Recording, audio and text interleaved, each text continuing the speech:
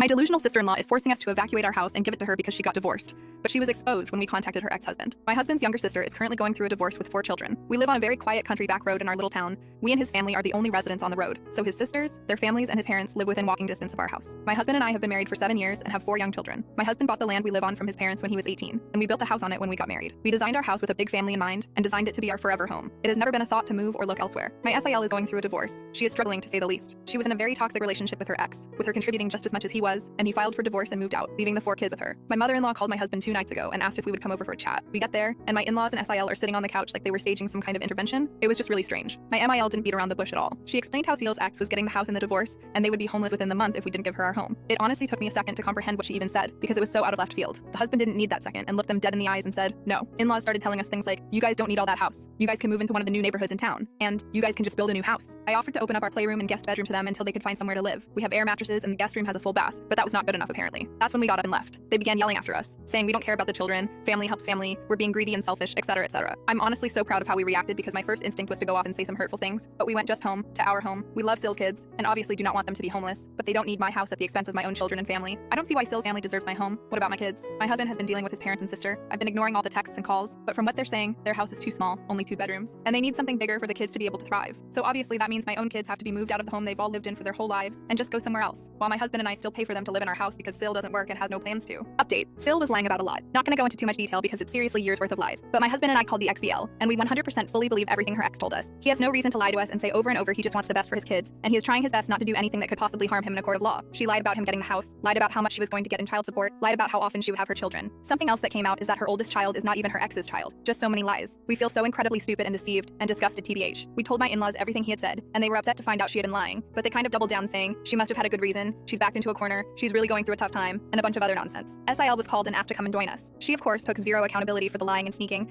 and was screaming at us about how gross we were for going behind her back to her ex, how she will never trust us again because we betrayed her. She also let us know that she was asking for our house because she truly felt like we had actually built it for her. Our kids' rooms were how she would have designed them herself. She would love to cook in my kitchen. She loves my bathroom layout. Basically, everything about my house is how she would have built it herself, and she thinks that I must have somehow known she would need a home in the future. At that point, I was just done, and so was my husband. Can't argue with that shit crazy. We left to a whole lot of screaming about no longer being family and to not expecting to see them again. Honestly, I think never seeing them again is the only way to go from here. It's been a crazy few days since then. We hired a friend of my husband's to put up a privacy fence around our entire property and added extra cameras to our security system. We have a good family friend on the police force and let him know the situation, so he knows if he gets a phone call from us that it's serious. I think SIL thought that she could have my house because she loved it. That's kind of it. She wanted it, so thought she deserved it. I guess she was either planning to sell her house at some point or maybe rent it out. I have no idea. And I really don't think she had thought that all the way through. She just thought that if she told us all she was losing the house, then we would feel obligated to help in the way she wanted.